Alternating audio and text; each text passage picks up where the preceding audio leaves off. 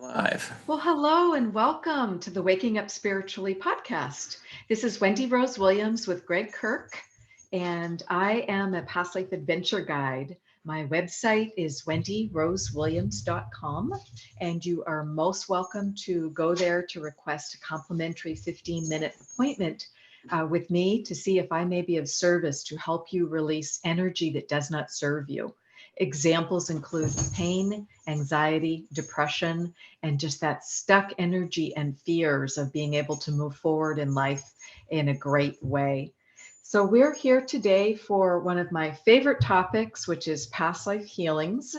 And you can join us live in the Facebook group Waking Up Spiritually, or be catching us via the podcast archives. Also, we archive everything on our website, which is wakingupspiritually.com. And I'd like to turn the microphone over to Gregg Kirk, my podcast partner, to introduce himself as well as talk more about today's topic and get us queued up with a PowerPoint presentation. Yes. Hey, everybody. I'm Gregg Kirk. You can reach out to me at greggkirk.com, where I do energy work, remote sessions. I run an online group healing circle that has started off being more of like an individual healing or a group healing situation, but we're going well beyond that. We're trying to step into levels of mastery for ascension and healing the earth and all this stuff. So if you're interested in that, go to greggkirk.com, click on the event link, and you can join us. We meet every Sunday around noon Eastern time. And if you'd like an individual session with me, if you're in the New York metro area, you can come into my office. I'm in Connecticut, and have an in-person session or remote sessions. If that's easier for you, just click on the appointment request link. So let me tee up our PowerPoint today for the discussion on past life healings. I feel like we've done this already in a past life. Got that deja vu going on, Gregg? I do. So those of you who are watching us live on our Facebook group, we had gotten through halfway through the episode and a number of bizarre things happened. Wendy had an issue with her puppy, and my power went off on my computer, and we just said the perfect things, and everything was perfect in the broadcast, and then the lights went off. So take two, we're doing it again. Here we are. I'm sure we'll say just as many profound things this time, but so let's talk about the topic of past life healings. We had actually in our second episode ever in May 30th, 2020, Wendy and I we didn't waste any time getting to this topic. It's our second episode of not past life healings, but just connecting with your past life. And we went into a little bit of detail about that, but it was more or less a general topic, introducing people to the idea, getting them comfortable with the idea of past lives. Today, it's more about the healing aspect, but we wanted to talk about some generalities and do a little bit of review. So asking some questions and answering them out loud. How do I know if I've had a past life? Can a person have more than one? What are the benefits of discovering and analyzing a past life? And are there any dangers in discovering a past life? So the first one is if you feel like you, for instance, you can notice it in meeting a person. If suddenly you meet someone and you feel like you know them. You just pick right up and you have this inkling, like, I feel like I met that person before, or why am I so comfortable with that person? That's one thing. The other is if you're any place in a town that you've never visited before and you walk down a particular street and you feel like, I know this place. It's beyond a deja vu. It's like, wow, and I've had people tell me like they know it so well, they could tell you where things are in a town or a street address or something. So that's a clear sign you've had a past life and probably in that town. So what are the benefits of past life regression and healing? Basically, there's two things. One, there's usually a life is presented during a past life healing, like the ones that Wendy and I do, whenever there's a past life trauma that needs to be resolved. So an example would be if you were hung in a past life, you would notice in this lifetime energy blocks that you might have a thyroid problem, or a choking issue, or breathing trouble, or even a neck injury. It's something wrong with your spine because of that past life trauma that then causes a block, and it still reverberates through your current life. Another aspect is, and it's not always all about negative past life experiences. Sometimes a life will be presented that is positive.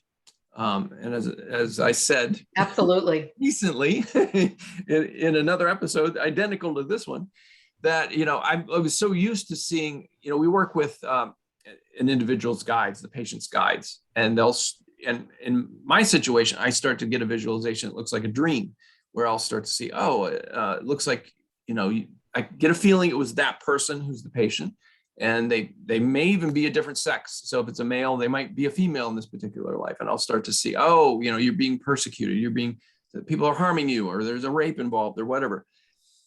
I see that all the time. And then obviously that stuff needs to be resolved so that it reflects into the better health of the person. Now, I see so many of those past life traumas and difficult lives that sometimes I'll see a positive life, and I'm kind of asking the guides, like, all right, when's the shoe going to drop here? When are you going to show me the bad stuff? And sometimes they say, no.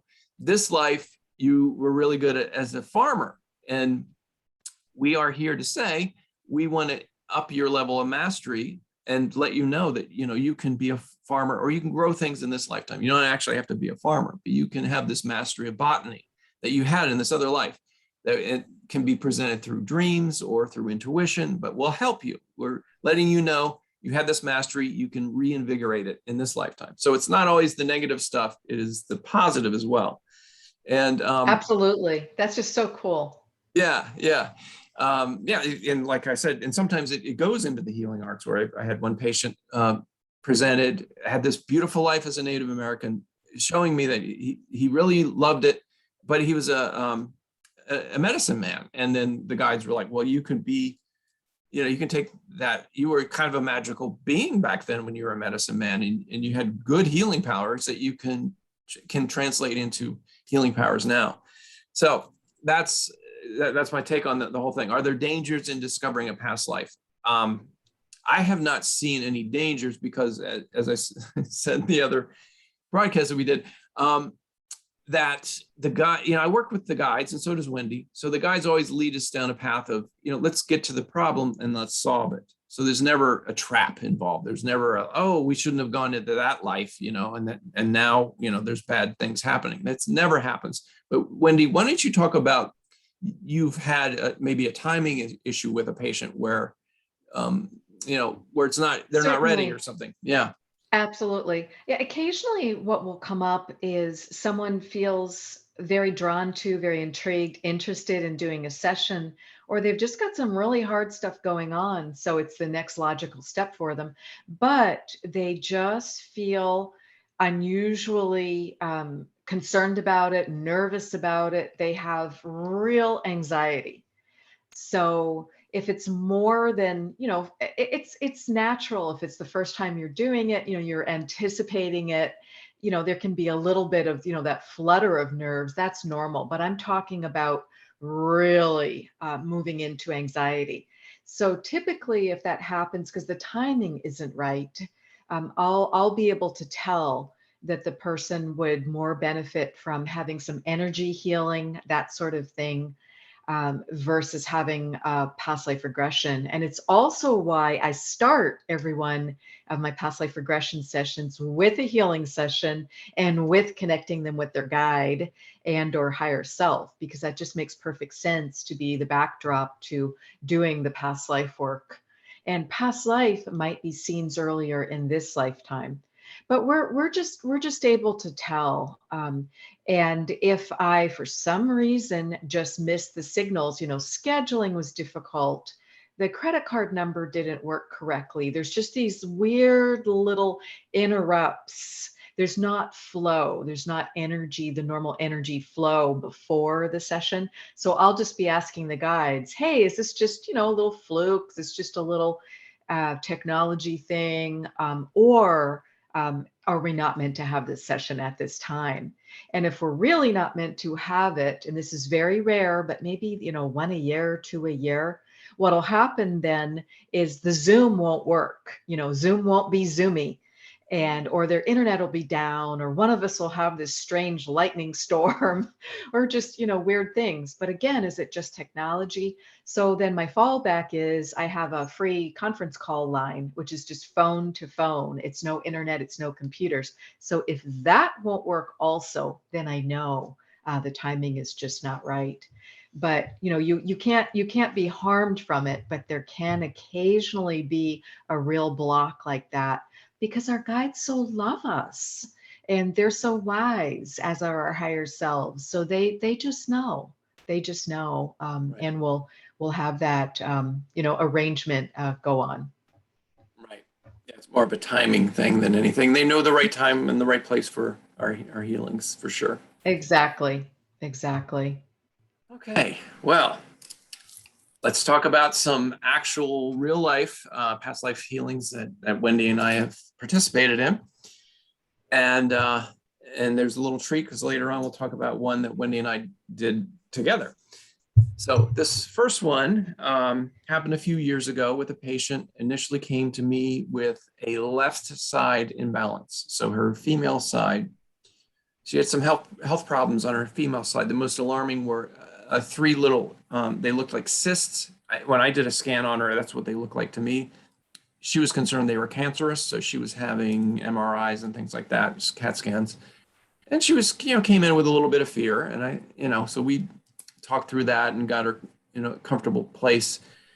And she had, it was just in her, we had done another past life session where she had a life as a gay man who was caught by the Spanish Inquisition, tortured and executed. So that was, oh my goodness, pretty traumatic. And that this is the reason that this kind of male-female balance in her was out of balance. And the health problems were happening on her left side. And it just wasn't the lung area that, I would close my eyes and look at her energy, and it was just all lopsided. So, and she was having other, like her left shoulder and her left hip. I mean, it was all left side. It was so lopsided.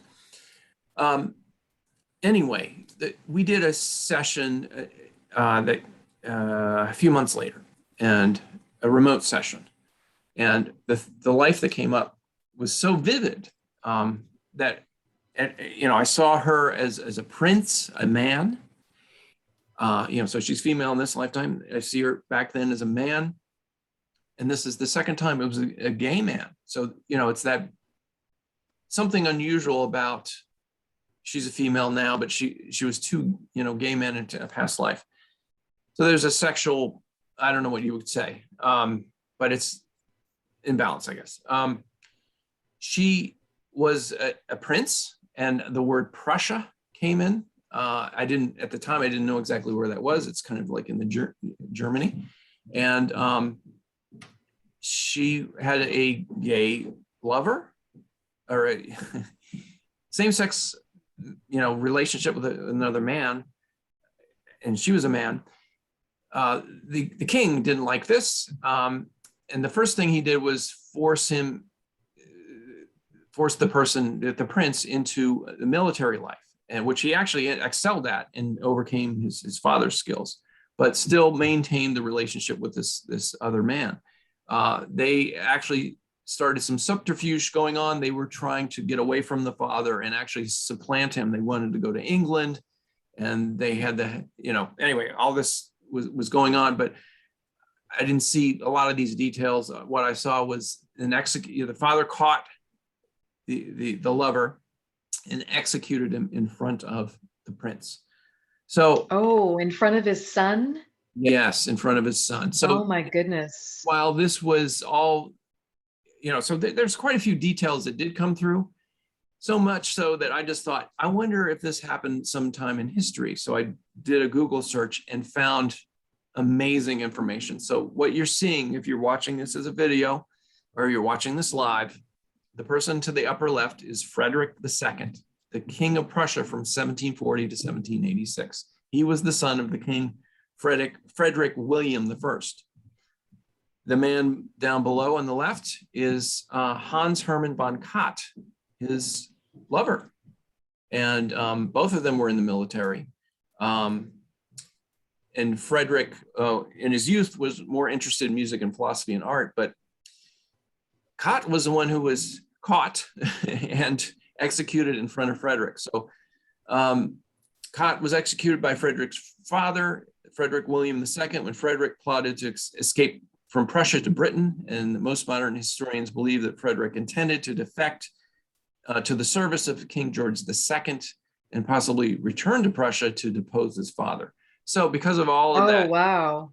That was a lot of treason. That's treason, right? Yeah. So Yeah. the father catches his son. The son gets absolved, but because Hans was in the military, the way I read it was the king had said, Frederick asked for mercy for von Katt, and the father said no, because in the public eye that would look really bad. Here's a military person trying to depose me, so he needs to be executed. But the king made it pretty personal by forcing Frederick to watch it. So the image to the upper right is a literal artist depiction of Katt's execution in 1730. To make this even more dramatic, Katt was beheaded at the fortress of Kustrun, and Frederick was forced to watch. However, when Katt was brought up to be executed, Frederick shouted in French to Katt, "Please forgive my dear Katt. In God's name, forgive me."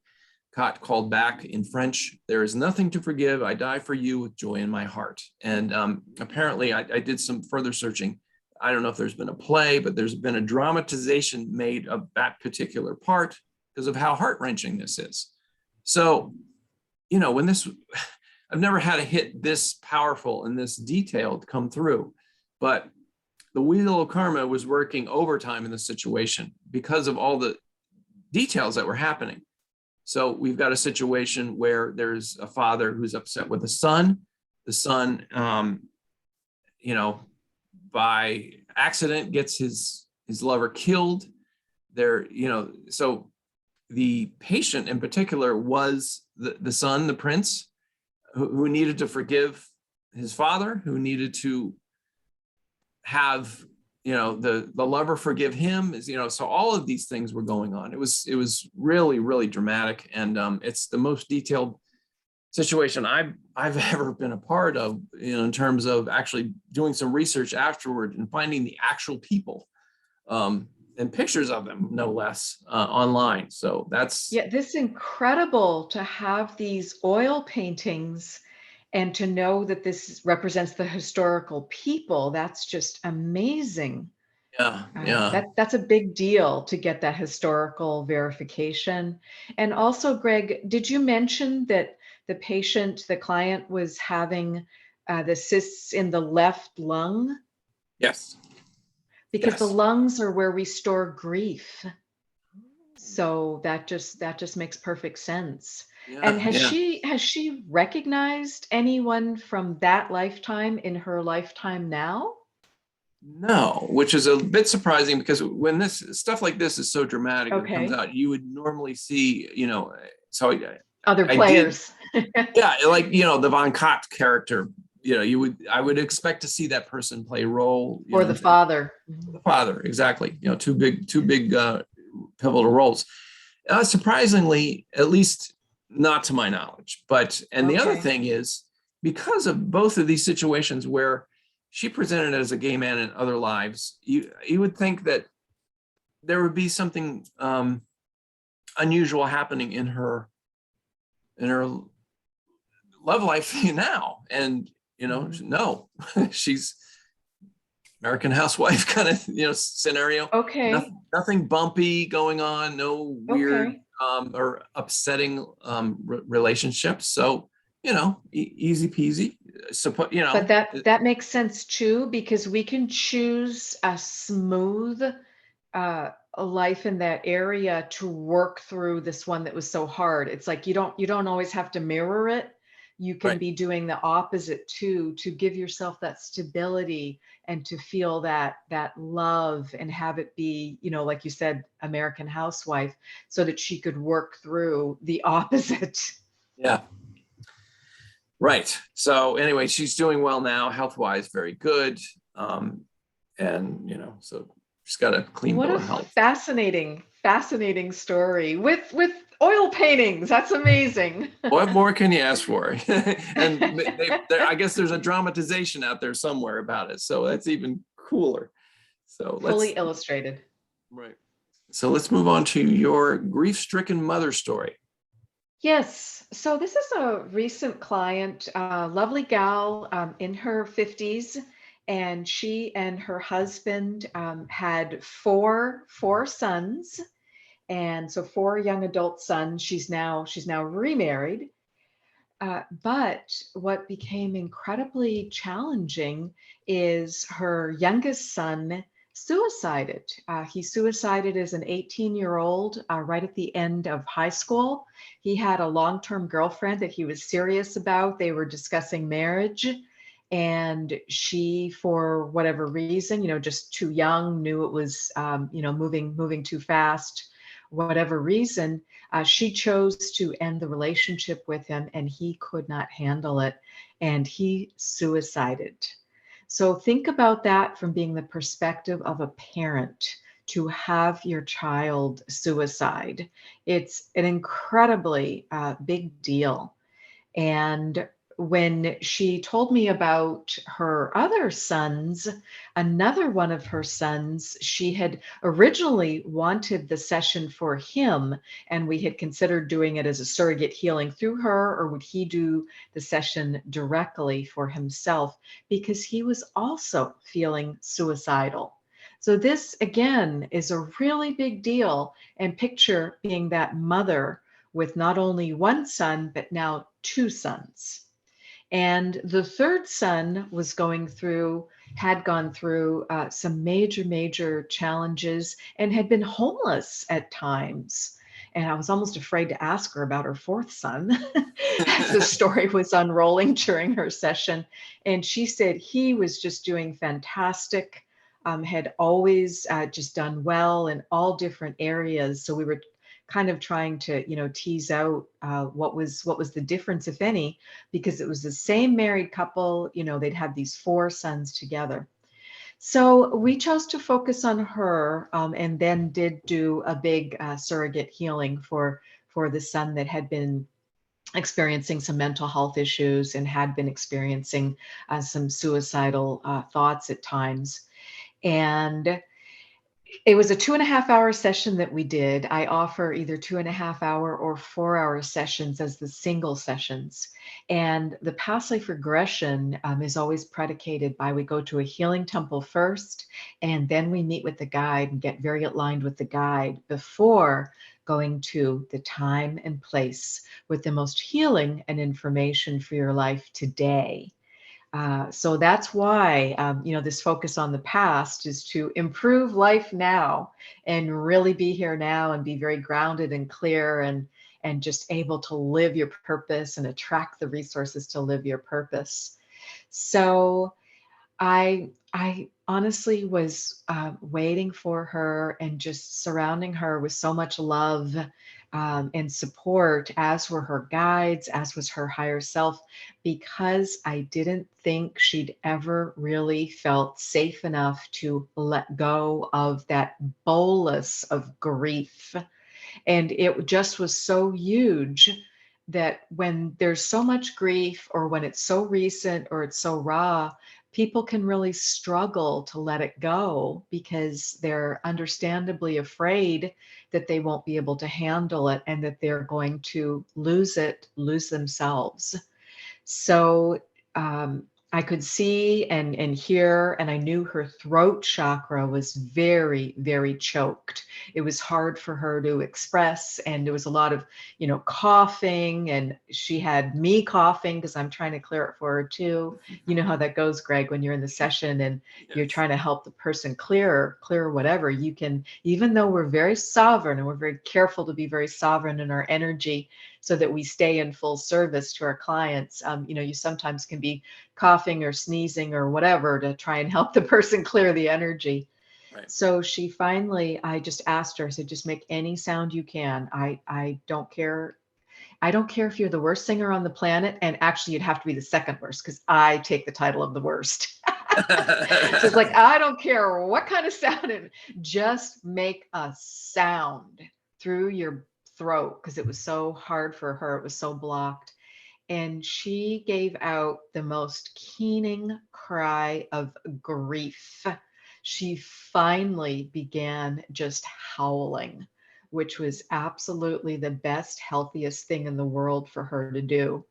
And she did that for a while, and she just started sobbing and just releasing it. So there were so many angels.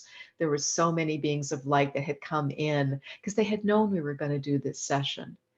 And also her root chakra had taken such a hit, because imagine being the parent of these, 4 children that you so love and have just, given so much to, and worked so hard, to have them have a great life and the life they're meant to live, and to have it have been so hard for 3 of them that her root chakra, it was beyond repair. It just, I couldn't do enough. Her higher self, her guides couldn't do enough to repair it. So we replaced it, with her permission and her participation. I can't remember if it was Mother Mary or Kuan Yin, but one of those lovely, powerful ladies came in, and we worked together and replaced that root chakra. And then she was able to really get in her body, get grounded, get back on the planet, because she'd released the grief and we'd gotten that root chakra replaced. So my hat was off to her for the courage, the bravery that it took, not only to have lived that life, but to have really, really let it go and up-leveled it. And she wrote me this beautiful, to the point testimonial a few weeks after her session, and just said, I've been wanting to tell you, I can now sing with a beautiful voice to my son and to God, and just for fun. Since you helped me heal my throat chakra, I remember you telling me to try making sounds. So that was me trying to get her to release the grief. Well, now I'm singing. Thank you so much. And I can't thank you enough for the miracle that took place in my root chakra. So again, my hat is off to this very, very brave woman. And I just was so grateful for the guides and beings of lights that came in and had this miracle session. Beautiful. Powerful. And you're right. Just recently, I was in a session where I just started coughing uncontrollably to try to help a patient out. So I know what you're talking about.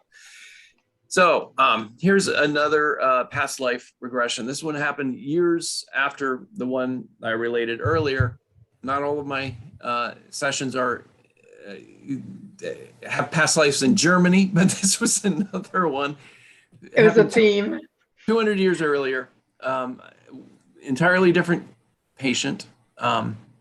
This time, and this patient, we'd seen quite a few past lives in the past. This time, and I'll just say, with this particular patient, we saw something that I didn't know could happen, where the patient had some rift in their sexual presentation, so that from a trauma experience on another world, thousands of years before, so that many of this patient's lives in this lifetime presented as both a male and a female, actual people connected to the same consciousness. And sometimes the male and the female didn't meet, and other times they would be married, and other times they were antagonists against each other. I didn't know that this was possible. And it happened again in this lifetime in the 1500s. So I first started to see the patient as a man, a prince, wearing what's called parade armor. You can see a picture of it in this video.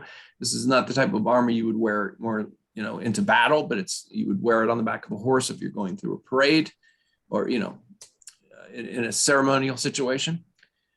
Saw that the patient was a prince and I saw the manner, the grounds, the vast grounds and gardens where, this prince lived. And there was a particular area at the edge of the gardens where there was a forested area where this prince was being kind of lured by beings from the fairy realm. They first lured him in there, taught him how to phase into their dimension. And the female version of this same consciousness was a fairy, female fairy, enticing him in. So he's being enticed by himself in a parallel life. Yes. Wow. I mean, mind-blowing, right? I didn't know this kind of stuff existed, but I saw it I've seen it dozens of times. How irresistible. Right. It was irresistibly drawn in. And then the odd thing that was happening was he was given this sense of euphoria when he was in this, this dimension, interacting with this female. But at the same time, all the fairies were draining him. They were just sucking the life out of him, literally, and harvesting his energy. So he didn't know that was going on. He just liked how it felt. So he started doing it to the point of obsession, where the father noticed and said, "You got to stop doing that." And finally forbade him even to go to that part of the garden. And he went into a state of depression. So he started drinking as a way to substitute his euphoria. And he became an alcoholic and basically went to the point where it ruined his health. He died a young man of liver failure and other health complications. And, it was a sad life. So the resolution in this situation was to retrieve the energy. So the way this presented it was not a straight line. It was the first thing I saw in the situation was this conical shaped, like almost pyramidal energy, just like in this other dimension, just sitting there. And it looked like a Christmas tree. It was like flashing lights of like lavender and white. And it kind of looked, like Christmas tree shaped. And, this is that person's guide showing me that. I'm like, what the heck is this? And they didn't say a word. I'm like, what is this? I mean, and the realm looked kind of like the picture on the right, kind of hazy and dreamlike. And the longer I waited, so I just had to have patience. And of course, the patient has to have patience because I'm just sitting there getting the download and not saying a word. But ultimately, the whole story unraveled. We both found it fascinating. But the thing is, that was that patient's energy stuck in that dimension. So we had to do a soul retrieval, pull it back. And how do they feel now? Energy, good. Because the person had a bit of fatigue issues. And not only did it bring back, physical energy into this lifetime, but the patient is pretty intuitive and empathetic on their own. So this gave them like a lift, a hit of ascension, you want to call it, it helped bring their power back and their mastery, So that's fantastic. So that was fascinating.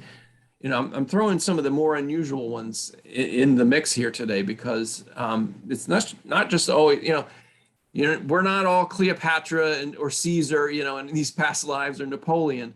Sometimes we're some mundane beings, but sometimes we are beings who have these experiences beyond, what we read about in the history books or, what we have even been taught. So.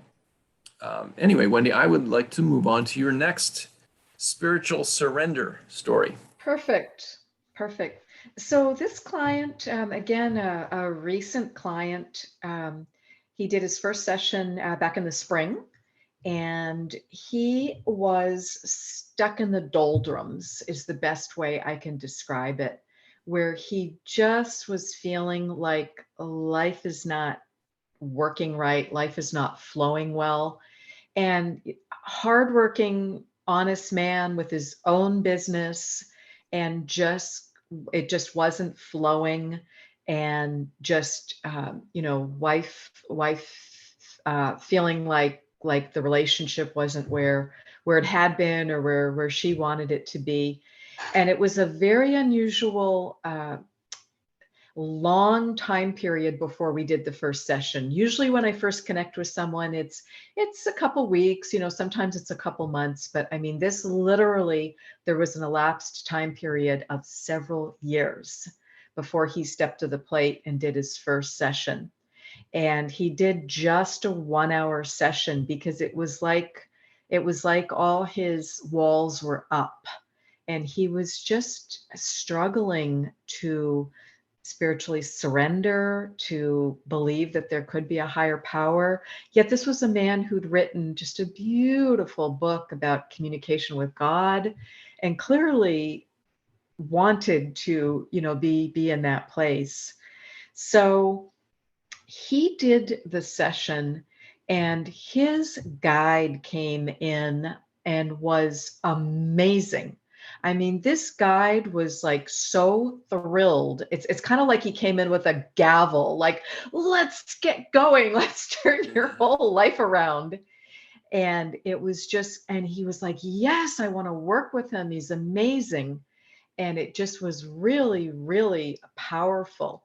And something else that I noticed is some people, between the time that we have the initial conversation to plan their session and they pay for it and we schedule and we get it on the books, this client had an extremely powerful, what I call the pre-session session.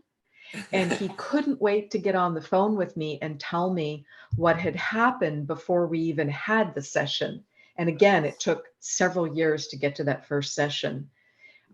So he had mentioned in this lovely testimonial he wrote, even my wife comments how much lighter I seem to be. And that was from taking the weight of the world off his shoulders and being willing to say, yes, I do want to work with a guide. I would appreciate that energy. And he mentioned that he sold $10,000 worth of work. Again, he's self-employed in the days preceding our session after we spoke, and another $10,000 within the last week of once we'd had the 1 hour session. That is half of my total gross sales for all of 2020. Yes, 2020 was a challenging year for many with the COVID, not only health, but financial repercussions. I feel as if I am light years from that place and person. I had such a healing and effective experience. I don't feel qualified to imagine a session more enjoyable or effective. It was exactly what I needed at the exact point in time. That's only because he was willing to spiritually surrender and just say, this doesn't work. I'm miserable. I just need help. Right. And being willing to, some of us have to literally drop to our knees to say that. Because we can just have ego and pride or have been socialized to just do it all yourself or, whatever thing is going on. The whole thing was exactly what I needed at the exact point in time. I feel no more depression or heaviness. My finances have improved considerably. I genuinely feel I'm on my soul's preferred path, and I'm paying more and more attention to the qualities I am most proud of. Because this guy was beating himself up. In order to consciously love the container my soul has chosen for this ride. I love that. Isn't that poetic of Right. how to just express that? I've been getting the inspiration to experience another session with you more as a teaching session instead of healing. I think that could be really fun and beneficial. Thank you for the beautiful soul you choose to be. And we do have that scheduled. So I'm really looking forward to his next session, because again, it was just a profound result. And it was because he was willing to try something different. I mean, isn't that the definition of insanity, to keep doing the same thing and keep beating our head against the glass and expecting a different result other than a piercing headache? So it just was a big deal. And I was just so amazed and proud of what he did in the session, and that I got to witness it and be a part of it was really fun. Beautiful. Beautiful. Well, let's talk about our session, Wendy, that we had recently. Yes. So, Wendy, Yes. Not what I expected. I went on a 2-week East Coast vacation, all near water, just to give this a background and was not expecting to move into extreme pain as a result of this. So I contacted Gregg. Gregg, are you available today or tomorrow? Because I needed help. So. We got it going right away, and you had knee and foot pain. And we'd even done a session prior to you going on vacation to get your, I think it was your feet in gear. Yes. But then you came back with some extra, it had traveled all the way up down your legs and your feet. So, so this was one of those sessions where, as I was reciting the protection ritual and we were doing the breathing exercise, your guys were already showing me stuff. I saw this swirling motion. It looked like a tail swirling around in a circle. And I thought, all right, it looks like a fish. No, it's a mermaid. And I vaguely remembered, I asked Wendy, I said, didn't you have a past life as a mermaid? Because I remember we did an episode. We did an episode, and I did a meditation to lead people back to any of these sorts of lives that needed healing. Right. And I didn't realize how much I needed it. Right. So I saw that past life. We both did, where the way I saw it was there was some damage sustained. I don't know if it was like rocks fell on, some sort of injury occurred where it affected the spine, where it would kind of like be in the pelvic area of a human, but and which would affect your legs and all that kind of stuff. But if you're a mermaid, it affects your tail. And that's where it was one of those situations where, I sometimes talk to patients and I'm like, okay, or especially even in person, they'll say, okay, my knee hurts. I'm like, well, I'm seeing this area over here. That's the source of the pain. And they're like, no, it's my knee. I'm like, well, what about that? And I'll, touch it or I'll apply energy to it if we're doing a remote session. They're like, oh, yes. So that was kind of the situation where I saw the root of the problem more in Wendy's kind of like tailbone area as a human, but that's the injury occurred as a mermaid. Anyway, while I was visualizing all this, Wendy was having an experience of her own, where, if I remember right, and of course, fill in, give me your commentary, Wendy. You were having an experience where you had experienced a different life, a farming accident, possibly hundreds of years ago, where you were being, quote unquote, cut off at the knees. Is that yes, more or less? Yeah. That came up. So Gregg, you found the lifetime of origin perfectly. And it made perfect sense because here I am on the East Coast vacationing, and I'm given this beautiful room at a lake house. I'm closest to this huge Lake Champlain. It's 100+ miles. And doesn't that make sense? That's where you'd go to have a mermaid release somewhere by the water. Right. And then I was not expecting, when I went to Syracuse, I didn't realize that was part of the Finger Lakes. And we spent 2 of our 3 days at other lakes. Again, I went to Albany, New York, to see another friend as the end of that trip. Again, I'm not really expecting water on that trip. And we end up having this amazing lunch, and they gave us the best table. I am inches from Lake George. Mm-hmm. And there just was so much pain that needed to release. And my belief is, when we haven't gotten to the lifetime of origin, we keep creating other lifetimes. There's many reasons why you can feel cut off at the knees. I'm having another separate issue in this lifetime that's to do with finances. And that's another expression of, I just feel cut off at the knees. Mm-hmm. So again, it's all going back to this mermaid life. And what was happening, Gregg, I did another healing session since the one you and I did. And it was kind of an escapism. I didn't want to be in my body because it hurt too much. So I was doing too much not grounding. You and I've worked on grounding multiple times, and just kind of checking out. And what I said to the other healer is, okay, here, I'm handing to you my mermaid card. I'm turning in my mermaid card. Okay. I'm here to be healthy and happy in this body as Wendy Rose Williams now. So when I said that to her, based on the work you and I did, then it started to resolve. Okay, I turned in good. my mermaid card. Yeah, good. And we got this. We got to the root, and Yes. yeah, like you Yeah. said, I've noticed this as well. If you don't get to the origin of the injury, that it does reverberate It all just through keeps coming other up. lives. Exactly. Yeah. Okay. Well, let's go to your ruler archetype story. Sure.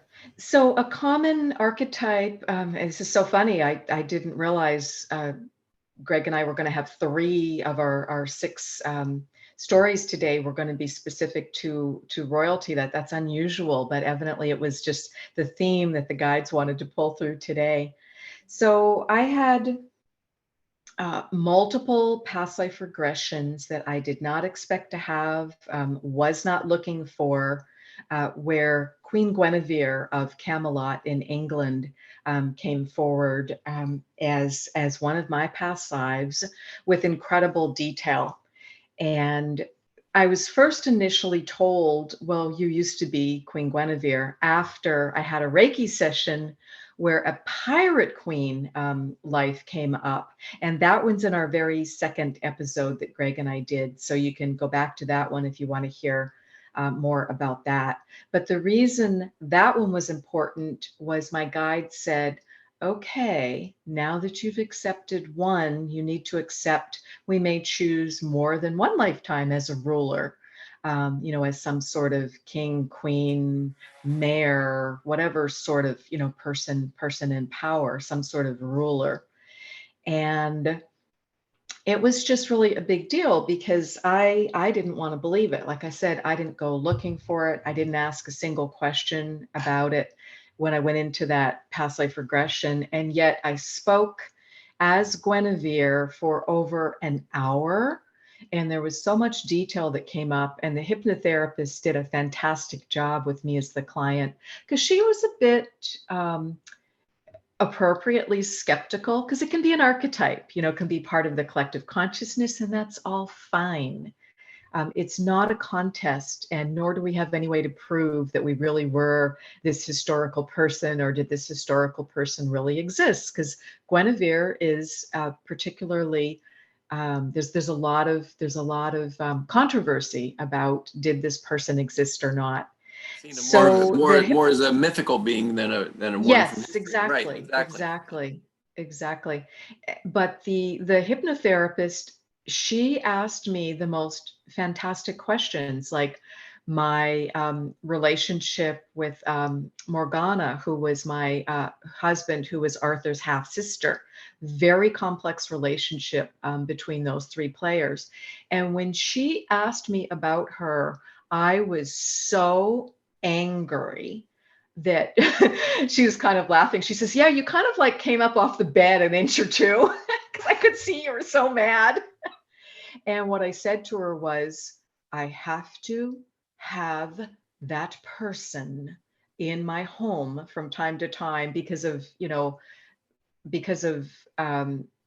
heads of state getting together, because of circumstance. But I said, but that individual, that woman, will never stay overnight in my house, in my castle. So it was very, very specific. So the emotions, she was just helping me purge the emotions. They were very real. And she also asked me the most intriguing questions about, well, how exactly does one run a castle? What's your relationship with the village? And I didn't know any of that information, but it was all there on the recording, and it was pretty amazing. So that was really, really interesting to go through. People who've heard me share some of this ask the typical question is, well, did you meet Arthur again? And yes, I did meet Arthur again. Interestingly, his first name, which I'm going to keep to myself for his privacy, his first name translates to, when you look up the word etymology of it, it translates to mean king or emperor. And his middle name is Arthur. How much more obvious can you get than that? It just was right under my nose, but it took me a lot of meditations and several years of knowing him to realize, oh my goodness. And he had the same reaction with me. And he actually said to me, I can't trust you because you cuckolded me. And I looked at him and said, no one says cuckold. I knew what it meant, but I had to look it up to be sure. And it, means cheated, means you had an affair, had a lover, with someone other than your husband, etc. You'd cheated on him, you'd cuckolded him as a verb. And he was just so pained as he said this to me. It was very interesting. So he was really feeling the past life energy too. A friend of mine found this beautiful card that's a depiction of an oil painting of Guinevere that I just loved. I'll try holding it up. I know you may just get glare and it may not come through well. I'll do a photo and an attachment of it with this. But what was written about Guinevere on here is the legends and mysteries surrounding Guinevere are like no other, painting her in many roles. The courageous, brave Welsh queen, the beautiful, soulful lover, the adulteress, the victim, the warrior, the scholar, the May Queen, and the ethereal goddess. So she's so many archetypes. Her power and influence was so strong, it was widely believed without Guinevere by his side, Arthur's legitimacy as king, because Arthur became king over all of Britain, that his legitimacy as king would become weak. So sometimes referred to as the flower maid, the fairy goddess of love and fertility. So here we are back to the fairies again. She's believed to be closely connected with the fairy kingdom, and she's honored on the high holiday of Beltane of May Day. And her name, Guinevere, translates to white one or the white fairy or ghost.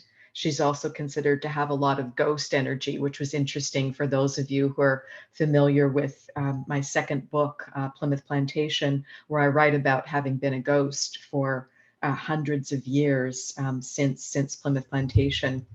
And again, I have the most amazing friends, including Gregg and my friend Lori Regan, who is on Facebook as Lori Bell, as an intuitive artist. I know this is not going to show because it's too big, but she drew this amazing sketch of me as Guinevere that I'll try and show you.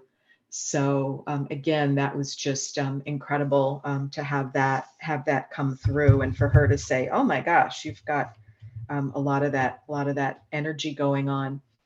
So Guinevere did come through in a couple of the past life regression sessions that I'm sharing in my upcoming book, which is a nonfiction book, Regression Healing 2, Joe and Marilyn.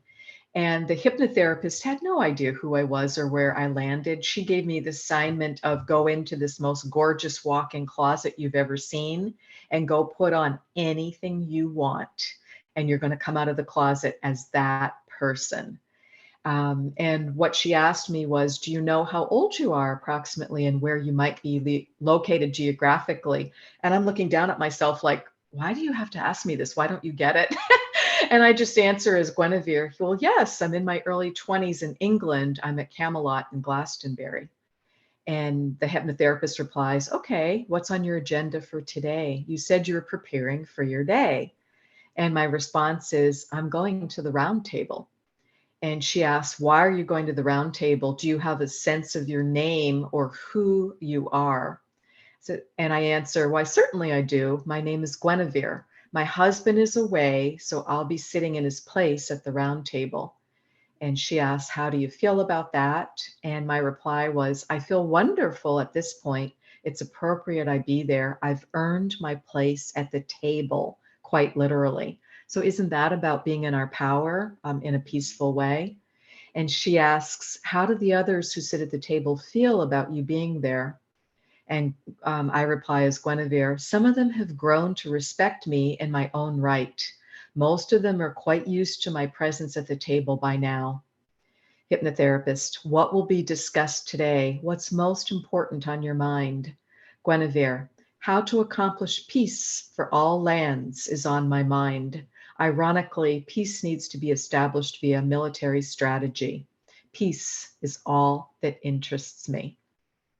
So I think that just gives a good flavor of what she was about and what she was trying to accomplish in that lifetime, which many just don't know and don't know the history of. It was her father that gifted the round table. So that was part of her dowry, it was part of her contribution to Camelot, was that round table, so that every man and woman, and she was the only woman there, would be an equal.